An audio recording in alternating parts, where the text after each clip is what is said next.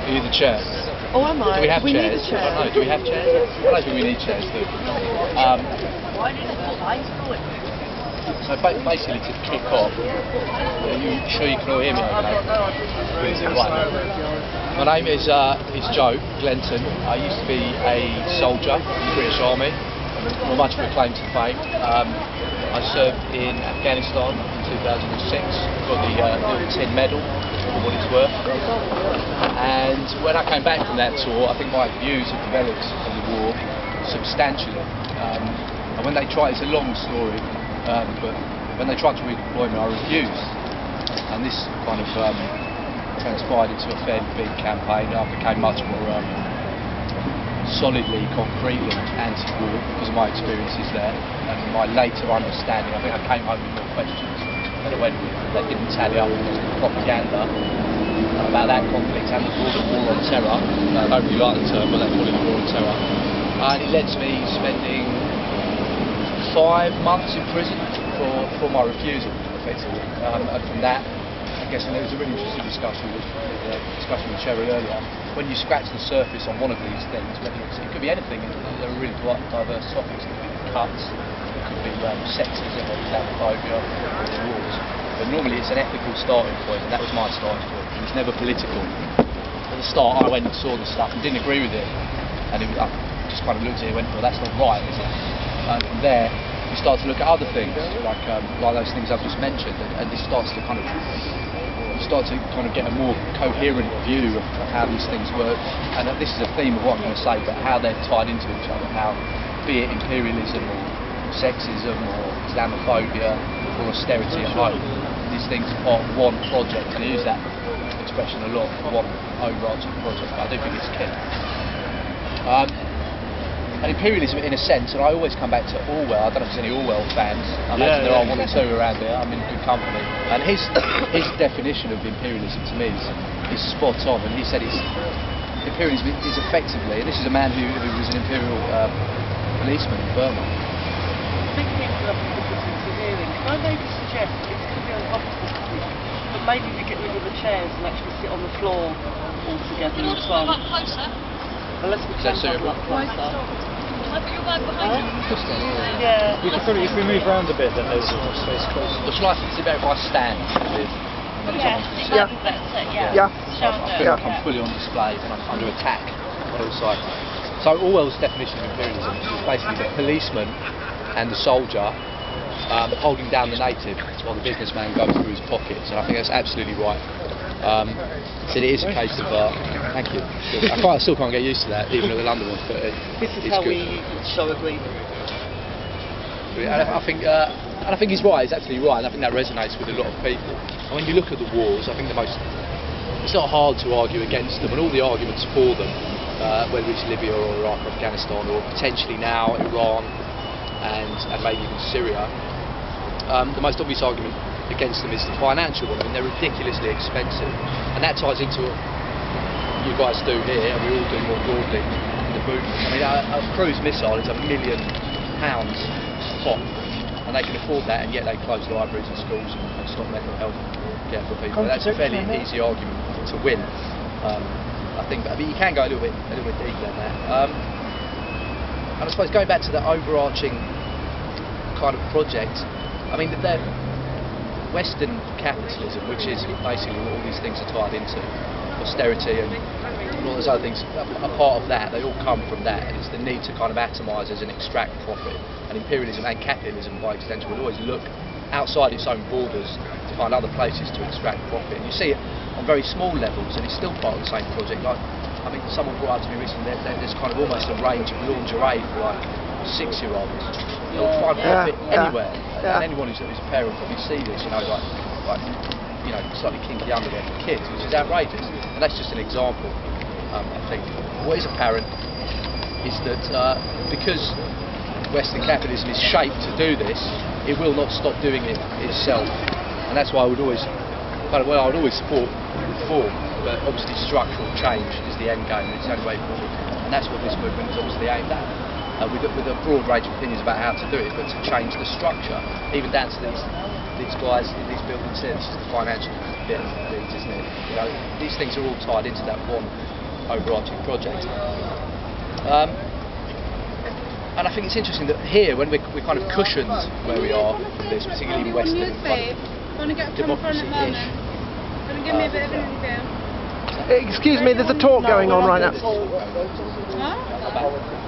Join us. Join us. Come and listen. I've lost my flow now, but never mind. Talking about the West being slightly insulated. And we are in a sense cushioned here, and those things do seem very far away. I mean, Egypt and the Arab Spring, which again is a crisis of imperialism. But I suppose in terms of campaigning locally, we have to concentrate on the nearest thing to us is the British involvement in these wars, so we can campaign on that.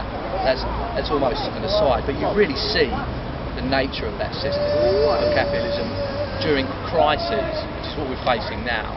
And I think it's not kind of abstract to say that is part of why this movement and this bunch of people have come together in a sense, because they see now it's very obvious disparity, the massive disparity between the 1%, to borrow the slogan of this movement, and the 99.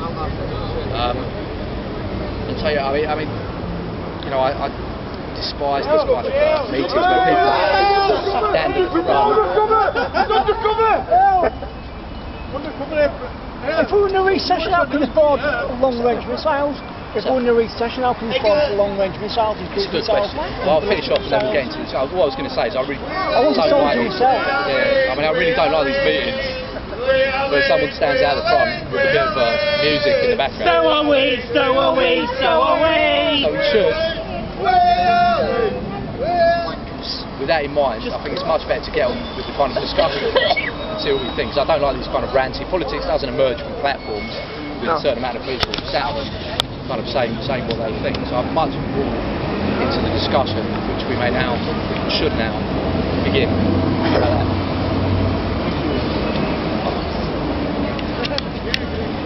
Anyone want to start off? What were you saying, mate? If the government claims that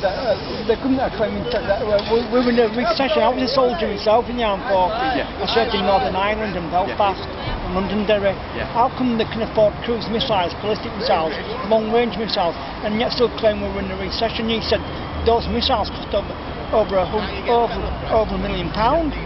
Yeah, I mean, it doesn't add up. Yeah, it's a fantastic point. I think, as I understand it, And what about warships and submarines? Yeah. A nuclear submarine? they're ridiculously expensive. I think in Greece now, part of the agenda in Greece is that governments to spend, well, it might be in Portugal actually, literally millions, tens of millions on submarines when the country's in nuclear crisis. submarine and they hid it in Scotland and somebody saw it.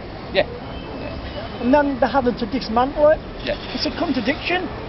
I think, as I understand, I haven't got an economics brain, but I know economists, and the reason they can do it is because a lot of it's funded through credit, as I understand, and that is important, particularly for this movement, because they're borrowing, it's on the never. Why do we need more ammunition and bombs? Exactly, What no, for? it's a really good point. I think the reason that they do this is because they need to create an atmosphere of fear to keep us where we are. And Do we need to create instability and fear in this and to country? keep that atmosphere of fear, they need to have an enemy that they are fighting against. But who's the enemy? Again, it's almost Orwellian. Yeah, It is. It's more than. It's not almost. It It takes is. the eye off the ball. Yeah. East Asia is always at war with Eurasia. You know, and we support our troops and we support that war and blindly get on with our tiny little lives as restricted as they are. And Orwell was kind of prophetic, was actually prophetic. Absolutely. In that sense. No, you see a lot, he kind of saw the future in where he was living. I think that's really, and you're right. I think because you can talk about your experience in Northern Ireland is key, because then the Irish were the enemy, weren't they? They created an enemy. And the treatment of Irish people in this country. Yeah, exactly.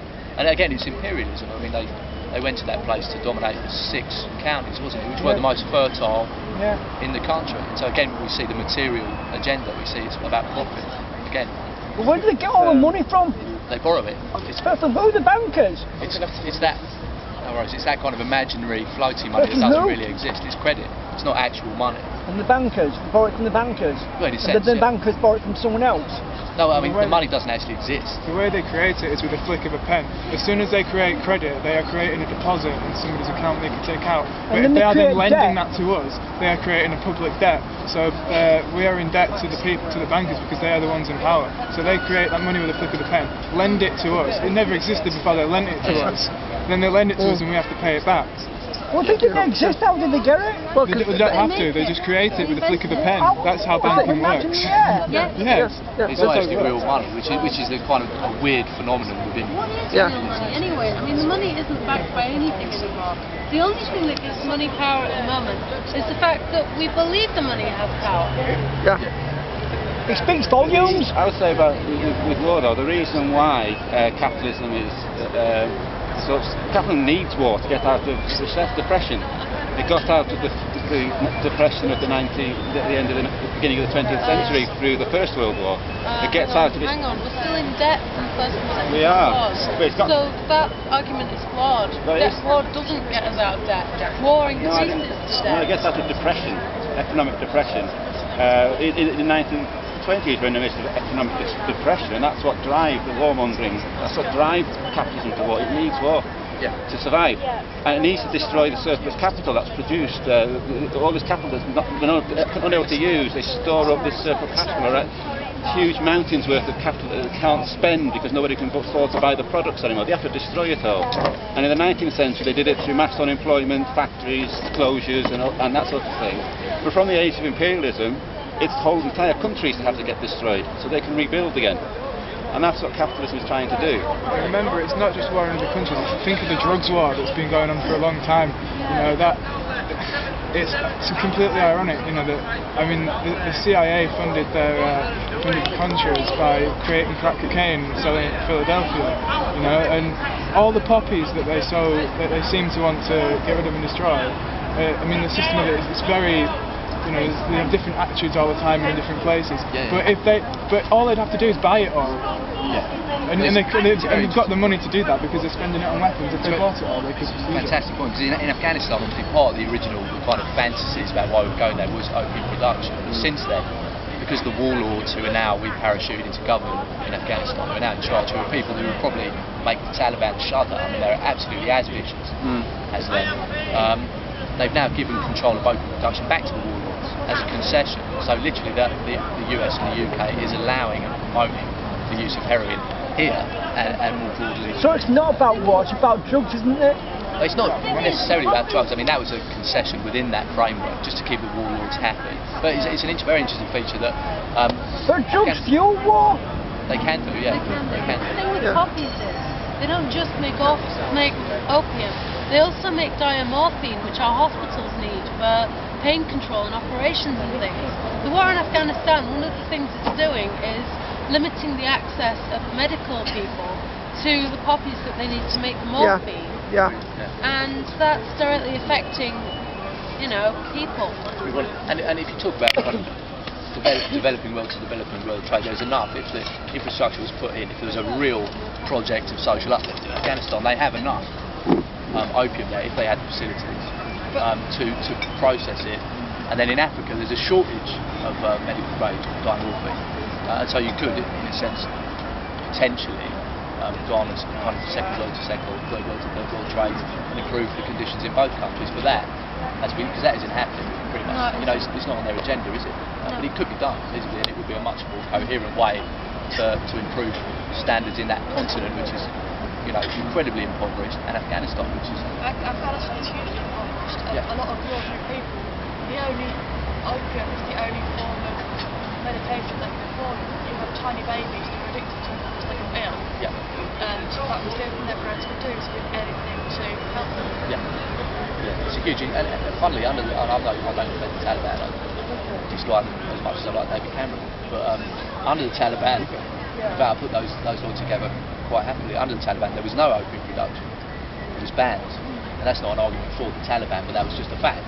And then since the Taliban was removed, the drug addiction, the levels of drug addiction in Afghanistan, a lot of it by traumatised people from the war to kind of salve their post-traumatic stress disorder. It's become much more prevalent, the use of opium. So it's actually created a drugs problem in Afghanistan, which wasn't there previously. It's a really interesting feature, but it's kept very quiet, obviously. It's a really, really good point. Anyone else want to jump in? Why can't they just scrap Trident? It's a very good question. Why can't they? I mean, all it is a political decision. We can do that tomorrow. Yeah, but it's costing us, the taxpayers, millions of pounds every year for the upkeep of Trident, and it's a weapon we can never use. and that we shouldn't have in the first place, because you should never have nukes. Well, I think it's a fear, not only of other countries that are the supposed enemies that have them, but also countries that are our friends. I mean, imagine if there was, say, a violent revolution in a country with nuclear weapons. There is a massive fear, you know. The nukes would depend on the people by their own government in that situation. Well, yeah, probably. I mean, but still, the fear is still there, and the fear is the point. Yeah. I mean, we can imagine hypothetically if a revolution occurred in this country, and the Americans probably mind bombing us. I mean, that's quite abstract, but they would certainly consider that rather than have people who are opposed to them in control of nuclear weapons. I mean, I don't. That's kind of one possible starting it's not really far-reaching option. Well, it is. I wouldn't say it was abstract because the crisis is a world-turning event. It's a catastrophic crisis. They can't find any way out of it. Yeah. Apart from going to intensifying all sorts of war against, well, at the moment jingoism and chauvinism against Germany, France, stamping Greece and Italy into the ground, smashing their entire economies, fear that our economy would go. Yeah. So now we're in a case of who goes first. Is it going to be Germany? Is it going to be Britain? Is it going to be France? Is it going to be the US? And all scrambling against each other, competing against each other to try and survive. And the only way, and it's only going to drive up as the crisis deepens, more and more war mongering news, unless we have a revolution in this country, and that is a real thing. It's a crisis is revolutionary.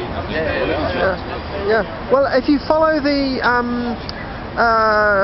global international financial blocks, it's quite clear that we're heading towards a world government, a world economic. In fact, we already pretty much live in a world economic. Look what happened, state dominated by the bankers and the bureaucrats, because pretty much look at what happened to Italy and Greece. They've just been, basically, it's a coup d'etat against the elected governments. Yeah, that's right. And we are only,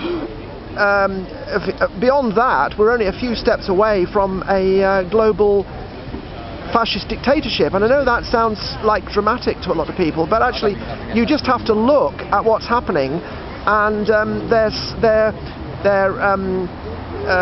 slicing it up into blocks. We already have the American bloc, the European bloc, which includes like Russia and all that sort of stuff. Then you've got the African bloc. The Middle Eastern bloc has been completely subjugated to the Euro-American bloc. And then you have the East Asian bloc, which is like probably a bit more autonomous, but then of course it's China basically dominates that. So you have these about 4 major blocks, which are, you already got an Afro-Union as well. So these blocks are all being economically aligned with each other by the bankers. We all know that Africa has been controlled by the bankers for 20, 30, 40 years now. And all it takes is the strokes of a few pens to line up, behind the scenes agreements between the people who are dominating these various different blocks, and there we have it, a world economic fascist government, which is literally probably months away from what they're trying to do. I don't agree. I'd say that the European Union is falling apart. It's not coalescing. It's falling apart in the fact that Germany now sees its salvation in bringing together a group of countries, fiscal union with a smaller range of companies, and leaving countries like Britain, Greece and others on the outside. We're terrified, and British capitalism is terrified, I should say, because they're afraid that Germany is after the finance industry. They're after our stock exchange, British stock exchange that they're after. And it's creating division rather than these blocks coalescing, being driven apart. But the point I'm trying to make is that there's a tier above this which is trying to pull the strings and manipulate all these different. If you look at the Rothschilds, the Rockefellers, and the Morgans, they have trillions of dollars. They like to be very much behind the scenes, but they can create and destroy governments at at a keystroke of a keyboard. So I certainly agree with you. But the point is, what they're trying to do to Europe is they're trying to basically bring it to its knees by whatever means possible, economic fragmentation, destruction, debt, whatever. In the end, it brings everybody into the power of the international bankers. That's the people at the very top you know, the Rockefellers, the Rothschilds, and they have various means of doing it, you know, war, but you know, you can see how the way that the West, Europe particularly, has been, you know, basically it's to destroy the people, so the people are brought into slavery. Things are moving out of control for them. And things are moving out well, of control into slump, into catastrophic slump. They can't control that, and they don't. No, they want to. They want the slump to happen, because then it brings the people into more debt, and it makes the people less independent. It also increases the risk of revolution, and they don't want that. Well, I think they kind of expect that, but they're hoping to be able to manage it. I mean, look what's happening in America. They're kind of trying to provoke the revolution into violence, so they can, you know, put them in all these FEMA mass graves that they've been digging in Texas that have been quite well documented on the internet. You know, so I think that the thing is, it's a dangerous game they're playing. I'm not saying that they've got it completely sewn up, because obviously things like what's going on here is a case of they kind of would like to be able to manipulate it, control it, laugh at it, insult it, or whatever, or maybe even, you know, channel it into their own sort of aims, like trying to make it get violent so you can suppress it and put people in prison and stuff like that. But it's a game of great uncertainty. I'm only speaking about what I feel that the intentions are. I'm not saying that they've achieved it. And I think that they're getting scared, because if you have to send riot police in to remove a police demonstration, a peaceful demonstration, then you're scared. Yeah. So it's chaos. It's chaotic. Sorry, I've talked rather long. I think just from the fact of how little the mainstream media has reported on the process, you can see that they're scared. The BBC in particular, like the reporting has been absolutely shocking.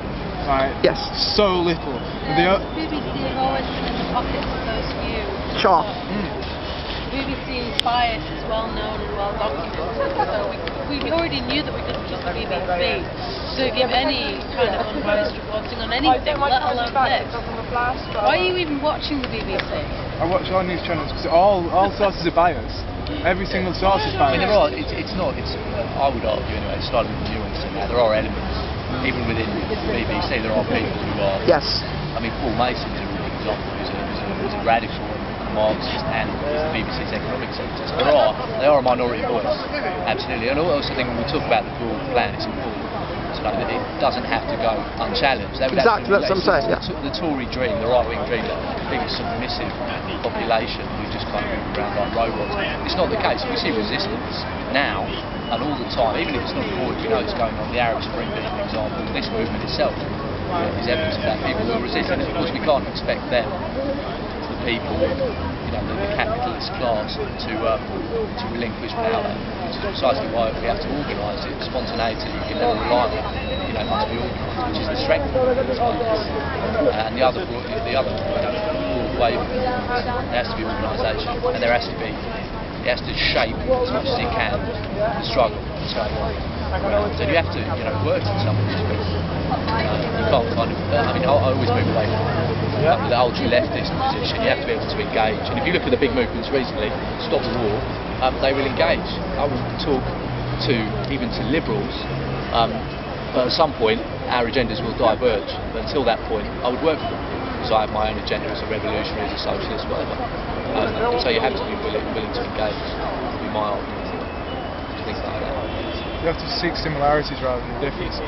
Yeah. Because it's all about bringing people together rather than dividing people. If we seek divisions, then we'll never succeed. Absolutely. I think that you do have to argue with people and not cover up any divisions. You do have to bring the things have to be out in the open, otherwise you can't have a proper theoretical, scientific debate on how to bring things forward.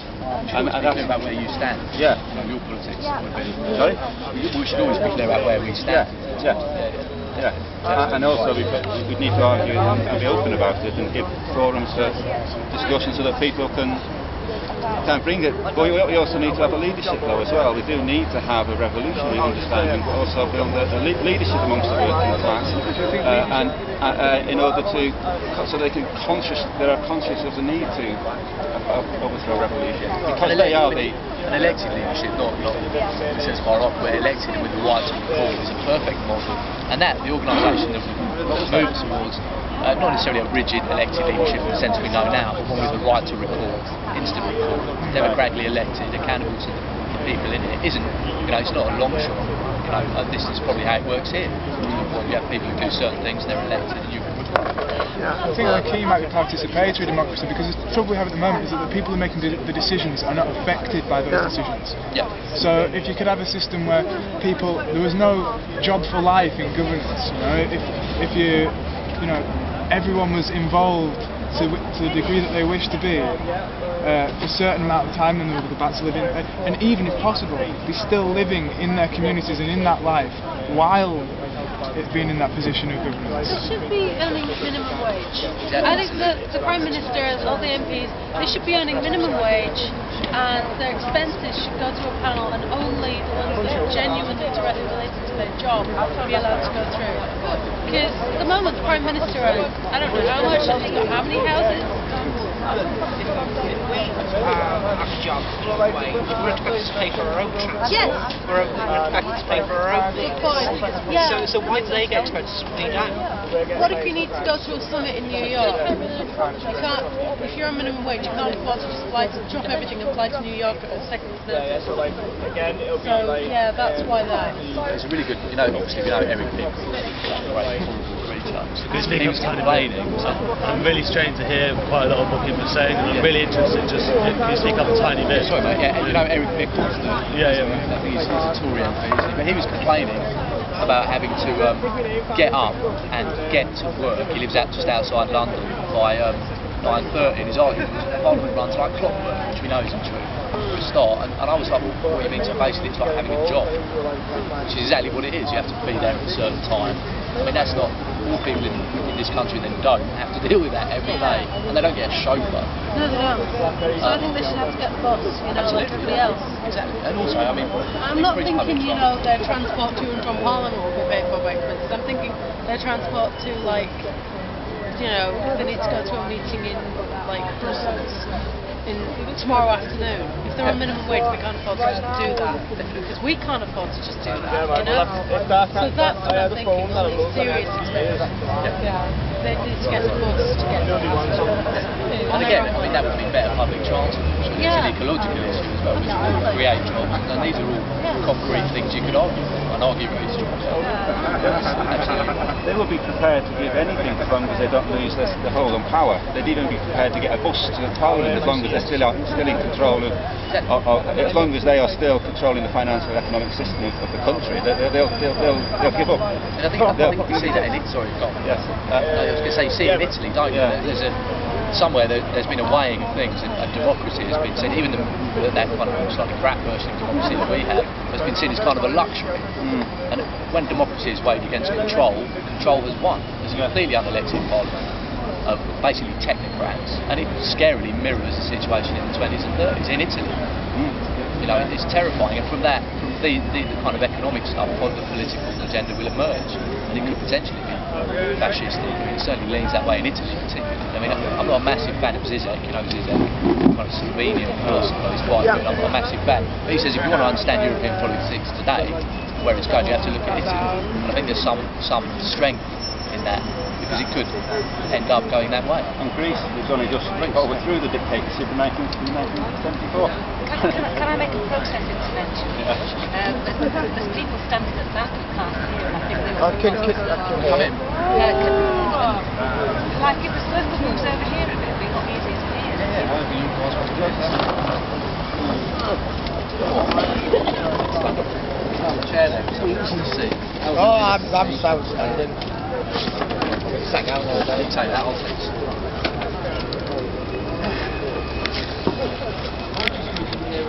Things like those things I've just mentioned, and it starts to kind of get a more coherent view of how these things work. And this is a theme of what I'm going to say, but how they're tied into each other. How, be it imperialism or sexism or Islamophobia or austerity at home, these things are part of one project. And I use that expression a lot, one overarching project, but I do think it's key. And imperialism, in a sense, and I always come back to Orwell. I don't know if there's any Orwell fans. I imagine there are one or two around here. I'm in good company. And his definition of imperialism to me is spot on. And he said imperialism is effectively, and this is a man who was an imperial policeman in Burma. I think people have difficulty hearing, can I maybe suggest it's going to be uncomfortable for them, whether it's Libya or Iraq or Afghanistan or potentially now Iran and maybe even Syria. The most obvious argument against them is the financial one. I mean, they're ridiculously expensive, and that ties into what you guys do here, and we all do more broadly in the movement. I mean, a cruise missile is £1 million top, and they can afford that, and yet they close libraries and schools and stop mental health care for people. That's a fairly easy argument to win. I think, but you can go a little bit deeper than that. And I suppose going back to the overarching kind of project, I mean, the Western capitalism, which is basically what all these things are tied into, austerity and all those other things, are part of that. They all come from that. It's the need. Are you the chair? Oh, am I? Do we have chairs? Need a chair. I don't know. Do we have chairs? I don't think we need chairs, do we? So basically, to kick off, are you sure you can all hear me okay? Right.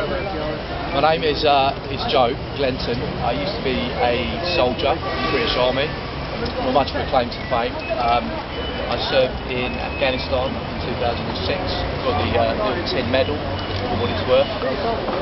And when I came back from that tour, I think my views have developed on the war substantially. And when they tried, it's a long story, but when they tried to redeploy me, I refused. And this kind of transpired into a fairly big campaign. I became much more solidly, concretely anti-war because of my experiences there and my later understanding. I think I came home with more questions than I went with. That didn't tally up with propaganda about that conflict and the war on terror. I don't really like the term, but they call it the war on terror. And it led to me spending 5 months in prison for my refusal, effectively. And from that, I guess, and there was a really interesting discussion with Sherry earlier. When you scratch the surface on one of these things, it could be anything. There are really diverse topics. It could be cuts, it could be sexism or Islamophobia or wars. But normally it's an ethical starting point, and that was my starting point. It was never political. At the start, I went and saw the stuff and didn't agree with it, and I just kind of looked at it and went, well, that's not right, is it? And from there, you start to look at other. Maybe we get rid of the chairs and actually sit on the floor all together as well. Closer. Unless we can huddle up closer. Can I put your bag behind you? Yeah. We could probably, if we move around a bit, then there's more space closer. Or shall I sit better if I stand with? Yeah. I feel like I'm fully on display and I'm under attack on all sides. So Orwell's definition of imperialism is basically the policeman and the soldier holding down the native while the businessman goes through his pockets, and I think that's absolutely right. So it is a case of thank you. I still can't get used to that, even at the London one, but this is how we show agreement. And I think he's right. He's absolutely right, and I think that resonates with a lot of people. And when you look at the wars, I think it's not hard to argue against them, and all the arguments